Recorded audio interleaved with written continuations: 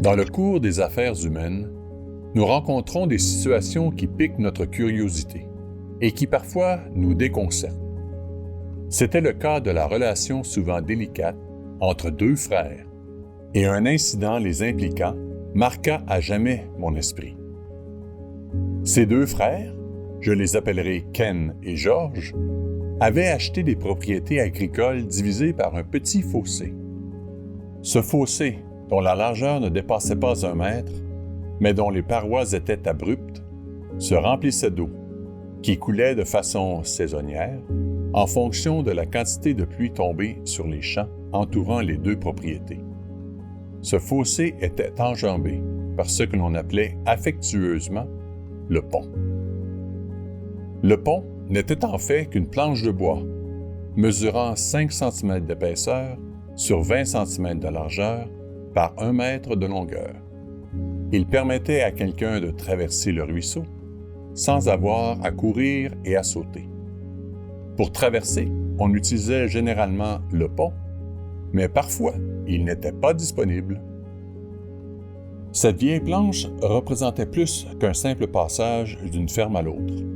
Elle était le baromètre de la relation entre les deux frères. S'ils se disputaient, le passage était fermé. Pour ce faire, il suffisait de tirer la planche de la rive opposée pour qu'elle repose d'un seul côté. Pont fermé. Lorsque le conflit était réglé, le pont était remis dans sa position initiale et le passage réouvert.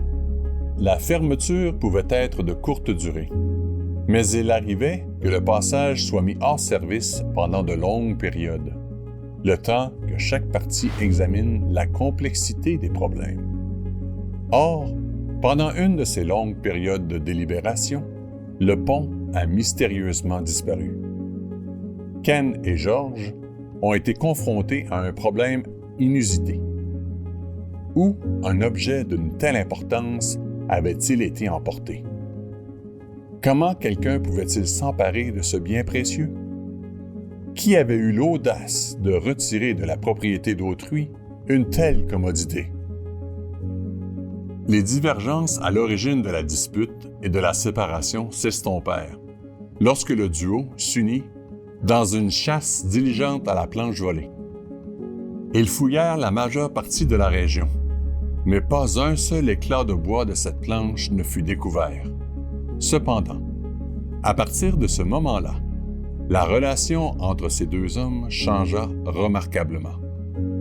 Leur mère, sage et âgée, a plus tard laissé entendre qu'elle avait joué un rôle dans la transformation de ces deux garçons querelleurs, en disant « Dans le grand schéma de la vie, nous devons tous arriver au point où nous enterrons la hache de guerre. Laissons le passé au passé, ou faisons simplement la paix avec l'autre. Cela nous permet d'accomplir la moitié des 10 commandements, tout en accomplissant le 2e des 2 grands commandements. » En trouvant un objectif commun, les frères ont pu surmonter leurs différences, peu importe qui était responsable de ce vol. Dans Matthieu 22, le Christ donne l'instruction suivante: « Tu aimeras ton prochain comme toi-même. » Ces paroles confèrent à chacun de nous une profonde responsabilité à l'égard des relations que nous avons avec ceux qui se présentent à nous dans cette vie. Notre objectif devrait être d'influencer positivement chaque personne avec laquelle nous entrons en contact. Les frères se réconcilièrent entièrement et remplacèrent ensemble le pont. Ils placèrent un ponceau en béton dans le fossé, sur lequel une passerelle en bois avec des rampes fut construite pour relier de façon permanente les deux propriétés. Plus important encore, la famille fut étonnée de voir comment une histoire aussi simple créa un changement permanent entre ces deux frères. Évidemment, le sort du pont ne fut pas élucidé au fil des ans, du moins pour Ken et George. Ce n'est qu'occasionnellement que quelqu'un se souvient de cette histoire en se balançant sur une planche de bois, usée par le temps, suspendue par une corde à un chêne voisin, qu'on a fini par appeler la balançoire.